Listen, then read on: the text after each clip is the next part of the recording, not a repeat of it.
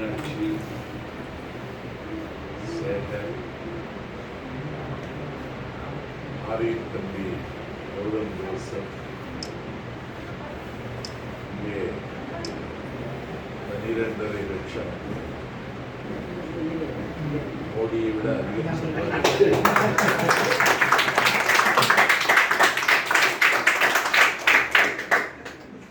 பவுல்ராஜ் உள்ளிட்ட west Indies சொந்தங்களுக்கு என்னுடைய நான் உங்களை ஒரு நாள் மதுரைக்கு அழைப்பேன், நீங்கள் வர வேண்டும் என்று கௌதம் எனக்கு உரிமை எடுத்துக் கொண்டு பேசுகிற போதெல்லாம் சொல்வார். பொதுவாக அரசியல் சார்ந்திருப்பவர்கள் வாக்குறுதியை நிறைவேற்றுகிறார்கள். ஆனால் கௌதம் 4ஆம் தேதி வர வேண்டும் என்று சொன்னபோது இந்த வாக்குறுதியை நினைத்து பார்த்து வருகிறேன் என்று சொல்லி இன்னைக்கு உங்களையெல்லாம் சந்திக்கிற வாய்ப்பை நான் பெற்றுள்ளேன்.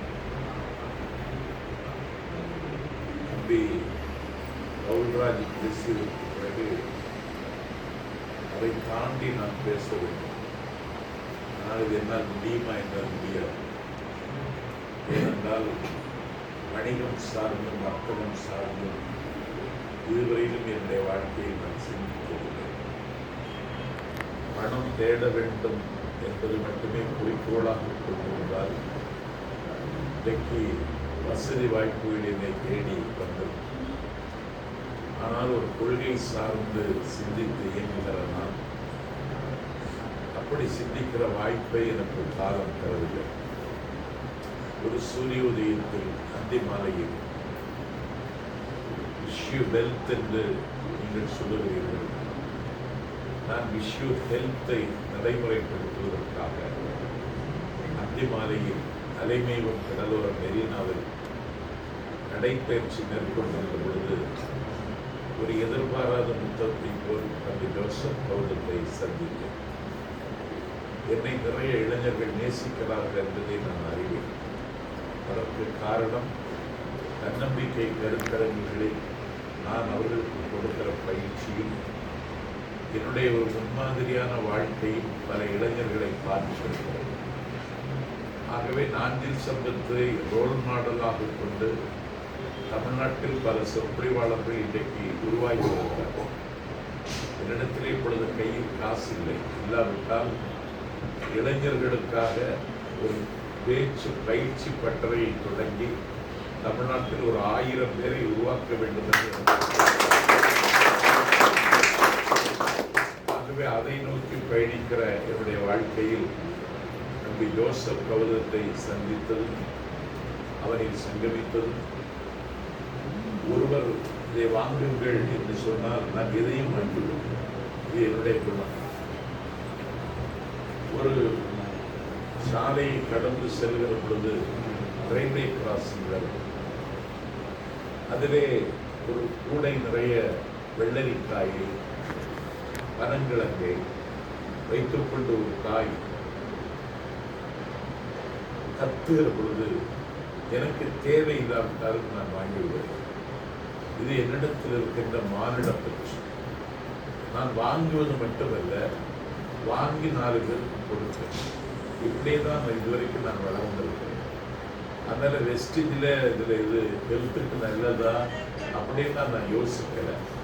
இந்த நாட்டு இளைஞன் ஒருவன் அதிலும் பொறியியல் பட்டம் பெற்றதற்கு பிறகு இந்த துறையில் கால் ஊன்றி இன்னைக்கு அவன் அழைத்து வந்த கார் 1000 ஜென்மம் எடுத்தாலும் நான் வாங்க முடியாது. அந்த காரில் தான் நான் வந்தேன். ஆகவே ஒரு இளைஞன் தன்னம்பிக்கையோடு வாங்கிய பட்டத்துக்கு தகுந்த வேலை வாங்காமல் சொந்தமாக இயங்க வேண்டும் என்று முடிவெடுத்து ஒரு நிறுவனத்தில் இன்றைக்கு அவன் வேலை பார்க்கிறான். அவனுக்கு ஒரு வகை நான் ஏதாவது ஒரு வகையில் அவனை பாதித்திருக்க வேண்டும் என்று கருதித்தான் அவனை சந்தித்த நாளில் இருந்து இன்றைக்கு வரைக்கும் நான் இதை வாங்கி கொண்டிருக்கிறேன். என்னுடைய வீட்டில் பயன்படுத்துகிற சோப், என்னுடைய வீட்டில் பயன்படுத்துகிற பேஸ்ட், நான் இப்பொழுது பெஸ்ட் டீ தவிர வேறு டீயே நான் குடிப்பதில்லை.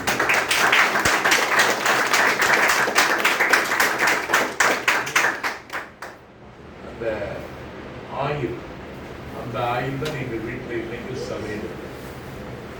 இதையெல்லாம் நான் மாதந்தோறும் வாங்கி கொள்கிறேன். ஆனால் எனக்கு அமௌண்ட் இன்னும் 183 தாண்டி வாங்கல.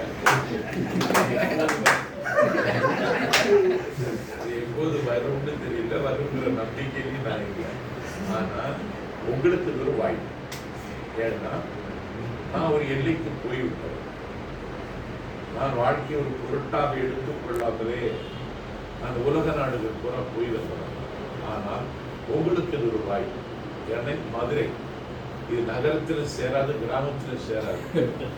மதுரையில மட்டும் 10,000 வடங்களை தவிர இந்த மதுரைக்காரங்களுக்கு ஒண்ணுமே தெரியாது. இந்த மதுரையில ஒரு வியாபாரம் செய்வதற்கு மீனாட்சி அவருடைய கணவரும் துணிந்து இந்த முடிவு எடுத்திருந்தார். நான் மீனாட்சிக்கு சொல்லுகிறேன், எதை தொடுகிறோமோ அதிலே உச்சம் பெற வேண்டும் என்று கருதிவிட்டால் உச்சம் பெற்றுவிடும். வள்ளுவர் அழகாக சொல்லுகிறார், தெய்வத்தான் ஆகாதது எனினும் முயற்சிதன் மெய்வருத்த கூலி தரும்.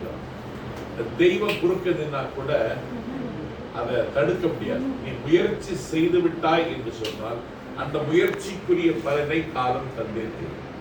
ஆகவே இதற்கு நீங்கள் கடுமையாக உழைக்க வேண்டும். Dedication and determination and direction, இது மூன்றும் உங்களிடத்தில் இருக்குமானால் நீங்கள் பெரிய ஆளாக இதிலே கோடிகளை தேடுவதற்கு வாய்ப்பு இருக்கிறது. ஏன்னா செல்வந்தன் ஆக வேண்டும். வாழ்க்கையில செல்வந்தன் ஆகாமல் சாகக்கூடாது. நான் ஒரு நாணய மிகுதனுக்கு ஒரு இன்டர்வியூ கொடுத்தேன். குழந்தை பெற்றுக் கொள்ளாமல் கூட இருக்கலாம், ஆனால் கோடிகள் தேடாமல் இருக்க முடியாது. இந்த உலகம் அப்படி போய்கொண்டிருக்கிறது. நீங்களும் நானும் இன்னைக்கு நுகர்வு கலாச்சாரத்தின் முகத்தடியில் கூட்டப்பட்டிருக்கிறோம். உலகமயமாக்கல், தாராளமயமாக்கல், தனியார் மயமாக்கல், நயமாக்கலில் நம்முடைய நாகரிகங்கள் எல்லாம் நசுங்கிக் கொண்டிருக்கிறது. ஆகவே இந்த உலகத்தில் நாம் நம்மை நிலைநிறுத்திக் கொள்ள வேண்டுமானால் நிறைய தேட வேண்டும். தேடுவதற்கு இங்கே இந்த வாய்ப்பு இருக்கிறது. தொழிற்சாலைகள் இருக்கிறதா? அதில் இல்லை. சரி, பட்டம் பெற்று விட்டால் வேலை கிடைக்குமா?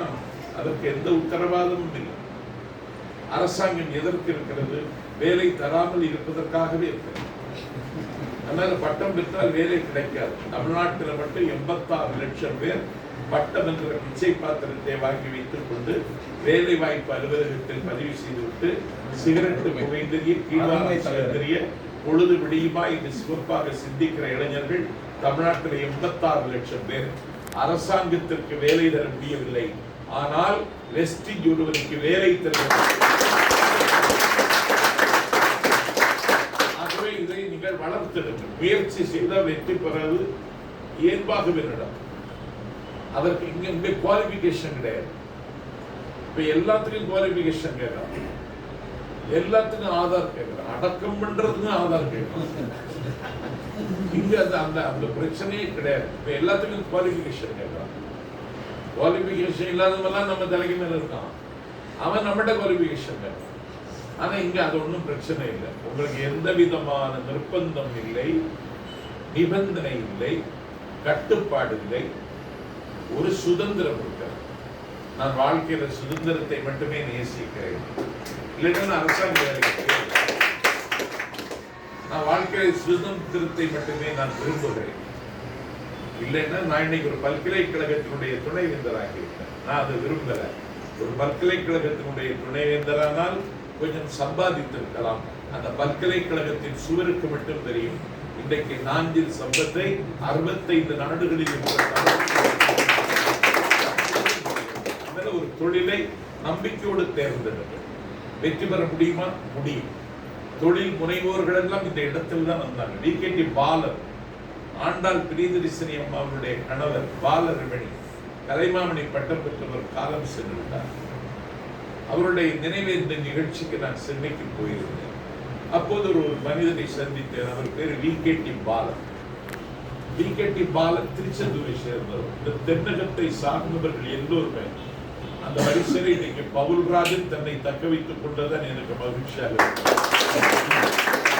தென்னகத்தை சார்ந்தவர்கள் அனைவரும் உழைக்க பிறந்தவர்கள், உயரம் பிறக்கிறவர்கள், உயர்வாக சிந்திக்கிறவர்கள். ஆகவே உள்ளுவதெல்லாம் உயர்வுள்ள ஒரு தேசாந்திரியாக ரயில்வே ஸ்டேஷன்ல அலைந்தவர் விகேடி பாலன்.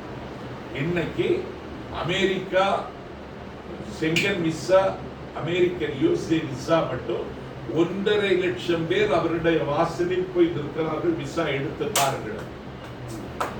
யார் அவர்? ரயில்வே ஸ்டேஷன்ல அடுத்த வேளை உணவுக்கு வழி இல்லாமல் கையேந்தியவர் இன்னைக்கு ஒரு பெரிய அதிபராகிவிட்டார். ஆகவே இந்த மதுரையில நீங்கள் ஒரு மீனாட்சியின் சேகரதன மீனாட்சியின் குமார் உயர்ந்த இடத்திற்கு வர முடியும்.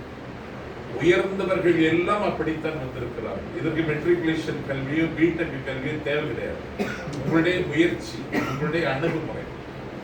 அவர் LIC ஆயுள் காப்பீட்டு நிறுவனத்தினுடைய அந்த முகவர்களுக்கு மத்தியில நான் பேசுறேன். ஏன்னா இதுல ஒரு பிசினஸ் டெக்னிக். இப்ப நான் LIC போடணும்னு நான் நினைக்கல. ஆனா LIC ஆயுள் காப்பீட்டு முகவர் இந்த ஏஜென்ட் வீட்டுக்கு வருவான், கையெழுத்து போடுங்க. நீங்க ரூபா தர வேண்டாம், ரூபா தராம எப்படிலாம் கையெழுத்து போடு அப்படின்னு நான் கேட்கிறேன். ரூபா தர வேண்டாம் அப்படின்னா நான் ஒரு நாளுக்கு தெரியாதனமா கையெழுத்து போட்டுட்டேன். பிறகு பார்த்தா 54,000 ரூபாய் அவனே கட்டிட்டான். ஒரு ஆயுள் காப்பீட்டு முகவர் நாஞ்சில் சம்பத்துங்கிற என்னை LICல பாலிசிதர் ஆக்குவதற்கு அவனே 54,000 ரூபாய் செலவழிச்சிருக்கான்.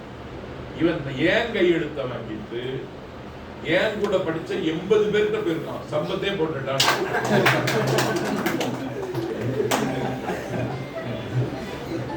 இது எப்படி சாத்தியம்? நான் இப்ப 54,000 ரூபாய் கெட்டி ஆகணும் வருடத்துக்கு. இப்பொழுது என்னாச்சு, நான் இப்ப 54,000 ரூபாய் கெட்டினதுனால என்னாச்சுன்னா, MD படிக்கிற என்னுடைய மகனுக்கு நான் இப்ப 20 லட்சம் ரூபாய் லோன் வாங்கியிருக்கேன்னா அன்னைக்கு 54,000 ரூபாய் கெட்டினா பாருங்க, அவன் தான் காரணம் என்பதை நான் நன்றியோடு தெரிவிக்கிறேன். இந்த பூ உலகத்துல நமக்கு ஒரு இடம் வேண்டும், வசதியான வாழ்க்கை, இந்த நரக வாழ்க்கை வாழக்கூடாது. நான் பேசுறது நோக்கமே தமிழர்கள் தேடுவதில் தோற்று போறாங்க. தமிழர்கள் தேடுவதில் தோற்று போறாங்க. தொழில் அதிபர்கள், வர்த்தகர்கள், வானத்தில் பரவப்பவர்கள் எல்லாம் தமிழர்களாக இல்லை என்பதுதான் எனக்கு இருக்கிற கவலை. நான் விமானத்தில் பயணிக்கிறேன். அந்த விமானத்தில் தமிழ் பேசுகிறவர்கள் யாரும். நான் தலைநகர் சென்னையில் அடுக்குமாடி குடியிருப்பு 18வது ஃப்ளோருக்கு நான் லிஃப்ட்ல போறேன். அந்த குடியிருப்பில் இருக்கிறவர்கள் யாரும் தமிழர்கள். நான் ஒரு நட்சத்திர விடுதியில் ஒரு தம்பி என்னை சாப்பிட அழைத்து செல்கிறார். அங்கே உட்கார்ந்திருப்பவர்கள் யாரும் தமிழர்கள். ஆகவே தமிழர்கள் சமூக ரீதியாகவும் பொருளாதார ரீதியாகவும் உயர வேண்டுமானால் அவர்களுக்கு சுயமாக ஒரு தொழிலை தேடிக்கொள்ள வேண்டும். அப்படி தேடிக்கொள்வதற்கான சுதந்திரத்தையும் வாய்ப்பை வெஸ்டி உங்களுக்கு தந்திருக்கிறது. சந்தர்ப்பம் தான் முக்கியம். எல்லாருக்கும் இந்த சந்தர்ப்பம் கிடைக்காது. ஏன்னா நான் ஒரு வெஸ்டேஜை வச்சுட்டு நான் கேன்வாஸ் பண்ண முடியாது. நான் நேற்றுக்கு ஒரு நிகழ்ச்சியில கலந்துக்கிட்டேன்.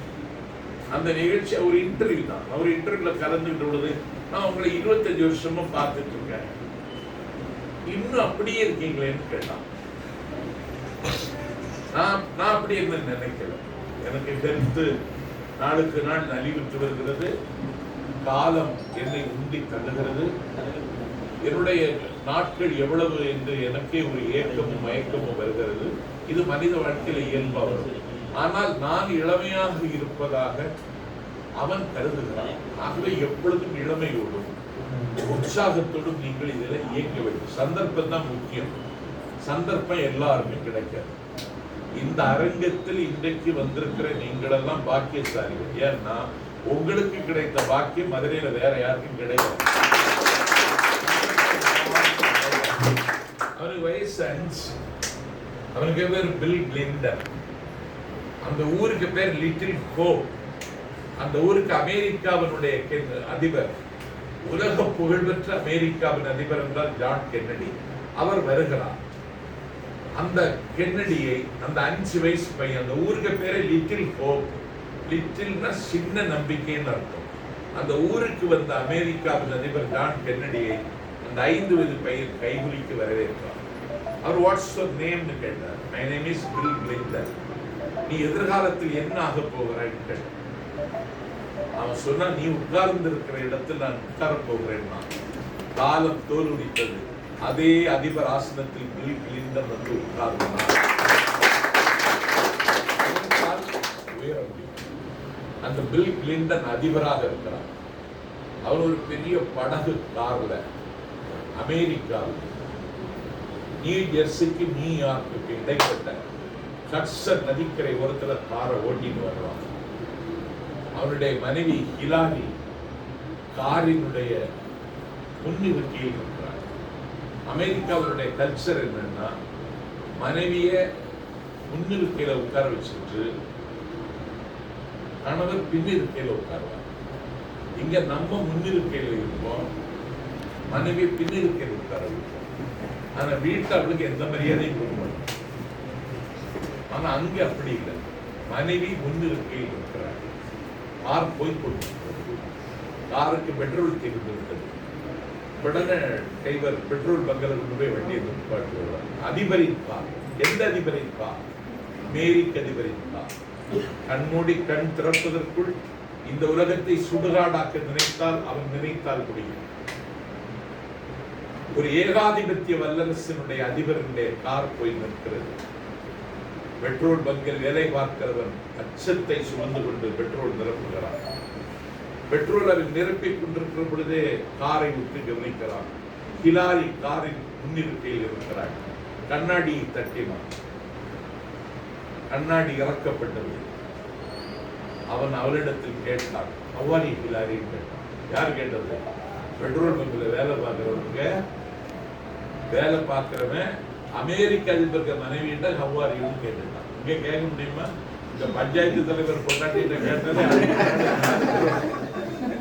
அமெரிக்க அதிபரின் மனைவியிட்ட கேட்டான், ஹவ்வாரி ஹிலாரின்னு. ஐ ஆம் ஃபைன் அப்படின்னா புன்னகையோடு சொன்னான்.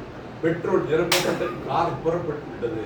பின்னிருக்கையில் உட்கார்ந்திருந்த கிளின்டன் அமெரிக்காவின் அதிபர் கேட்டான், பெட்ரோல் பங்கில் வேலை பார்க்கிறவன் உங்ககிட்ட நலம் விசாரித்தான். நீ அவனுக்கு புன்னகையோடு மகிழ்ச்சியோடு பதில் சொன்னாய். உனக்கே அவனை முன்னும் பின்னும் தெரியுமான்னு கேட்டான். அவன் சொன்னா, முன்னும் பின்னும் தெரியுமாவா? மை கிளாஸ், என்னுடைய வகுப்பு தோழர், என்னை விட நன்றாக படிப்பான், என்னை விட அதிக மதிப்பெண் பெறுவான். காலம் கொட்ட கோலம், என்னிடத்தில் பாசம் காட்டினான். காலம் கொட்ட கோலம், கடவுள் எழுதிய திருவிளையாடல். அவன் இன்றைக்கு பெட்ரோல் பங்கில் நிறைய எரிபொருள் நிரப்புகிற வேலை பார்த்தான். நான் அமெரிக்க அதிபரின் வெள்ளை மாளிகையின் மஞ்சத்தில் இருக்கிறேன். இதுதான் காலம் போடுகிற கோலம், கடவுள் எழுதுகிற திருவிளையாடல் சொல்றான். அதில் அவன் சொன்னா, படிப்பான், என்னிடத்தில் பழகினான், பாசம் காட்டினேன்னு சொன்னாயே. அந்த பழக்கம் பாசம் காதலாகி கல்யாணத்தில் முடித்திருந்தால் ஒரு கதை இன்றைக்கு. அந்த அவர் ஒரு நமிட்டு சிரிப்பி சிரிச்சு சொன்னார், ஒன்றும் இல்லை, அவன் ஜனாதிபதி ஆகியிருப்பான், நீ பெட்ரோல் போடுற.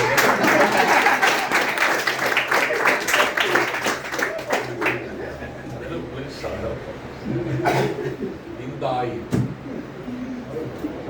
வாங்கி உபயோகிக்கும். வெஸ்டேஜில் இருக்கிற எல்லாமே நாம் பயன்படுத்தி பார்த்ததுதான். நான் இன்னைக்கு கொஞ்சம் அழகா இருக்கேன்னு உங்களுக்கு ஏதாவது தெரிஞ்சதுன்னா,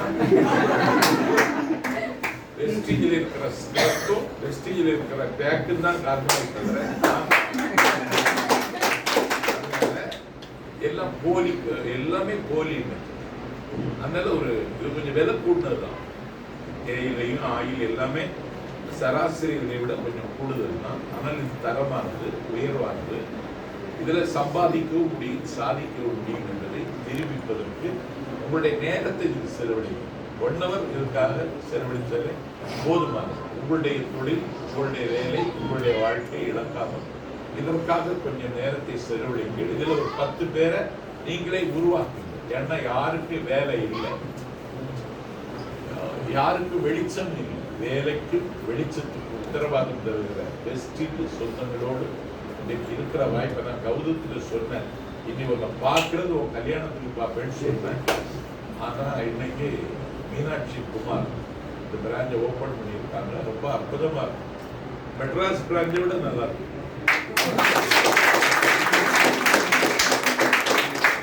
building counter, scent counter, meeting hall அழகா இருக்கு. இதை நானும் வந்ததுல எனக்கு ஒரு ஆசையும் இருக்கு. அதுக்கு நீங்க போக அனுபவிங்க. இன்னைக்கு மகிழ்ச்சியான வாழ்க்கை கிடைக்க நான் என்னுடைய வாழ்த்துக்களை தெரிவித்துக் கொள்கிறேன். இந்த நாளை இந்திய நாளாக தந்து மீனாட்சி செய்வதற்கு நன்றி. இதை பல பேருக்கு கொண்டு போகிறோம். இந்த ஆயில் உபயோகிச்சா உங்களுக்கு ஹார்ட் அட்டாக் வராது. இப்போ எல்லாருக்கும் ஹார்ட் அட்டாக் வருது. எல்லாருக்கும் பிபி மோசம் எகிரிட்டே இருக்கு. எல்லாருக்கும் எகிரிட்டே இருக்கு. அதுக்கு காரணம் என்னன்னா ஆசை காரணம். ஆசைப்படலாமா? ஆசைப்படலாம். ஆனா அதுக்கு ஒரு லிமிட். நீங்க என்ன ஆசைப்படலாம்? ஒரு பவுல் மாதிரி மாசம் 12 லட்சம் ரூபாய் சம்பாதிக்கணும்னு ஆசைப்படலாம்.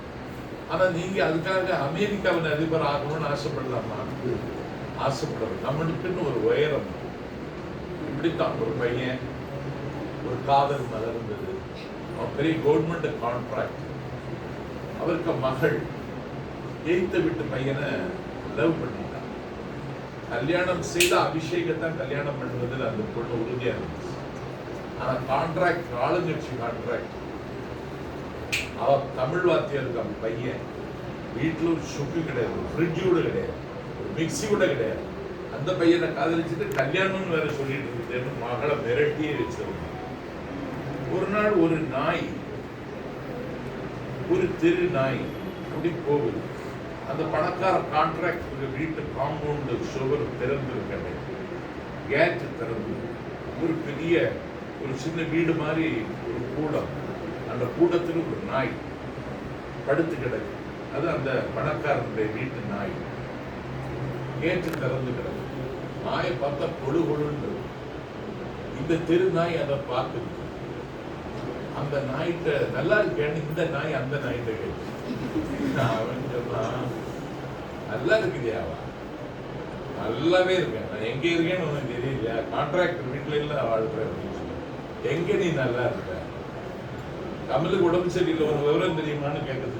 யாரு? இந்த நாய் அந்த நாய். பயங்கரமா ஓடிட்டு இருக்கு மாநாடு, உனக்கு தெரியுமா அப்படின்னு கேட்குது. ஒவ்வொன்னா கேட்குது. ஒமைக்ரான் சொல்லி ஒரு புதிய வைரஸ் வந்துருக்கு, உனக்கு தெரியுமா? அந்த நாய்கிட்ட கேட்குது. அந்த நாய்க்கு ஒண்ணுமே தெரியல. எனக்கு எல்லாம் தெரியும், நான் உலகம் சுத்திட்டு இருக்கேன், சுதந்திரமா இருக்கேன். உனக்கு ஒண்ணும் தெரியாது. நீ பணக்கார வீட்டுக்குள்ள கரையிருந்து இங்கே தான் படுத்துக்கிறது. அந்த நாய்க்கே ஒரு காடு மரப்பான் வந்தது. அப்ப இந்த நாய் அந்த நாய்கிட்ட சொல்லிச்சு, உடச்சிட்டு வெந்துறியான் கூட சுதந்திரமா தெரியலாம், சோகமா வாழலாம்னு சொல்லிச்சு. அந்த நாய் சொல்லிச்சு, அதுக்கு வாய்ப்பு இல்லை, எனக்கு ஒரு ஆப்பர்ச்சுனிட்டி இருக்குன்னு சொல்லிச்சு. என்ன ஆப்பர்ச்சுனிட்டின்னு இந்த நாய் அந்த நாய்ட்டு கேட்டுச்சு. ஒன்றும் இல்லை, எங்க வீட்டு முதலாளி என் மகள் அஞ்சலி எய்த்த வீட்டு தமிழாசிரியர் மகனை காதல் பண்ற. இந்த கல்யாணத்துக்கு எங்க முதலாளி சம்மதிக்கிற. ஒரு நாள் எங்க முதலாளி சொல்லிட்டாரு மகள்கிட்ட, என் வீட்டு நாய்க்கு ஒண்ணு கட்டி கொடுத்தாரு.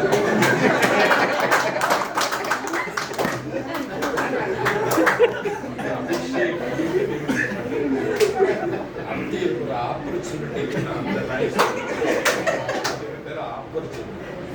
லெவல் குவாலிஃபிகேஷன் கிடையாது, டைம் கிடையாது, எந்த விதமான கட்டுப்பாடு கிடையாது, நிர்பந்தம் கிடையாது, ஒப்பனைகள் கிடையாது.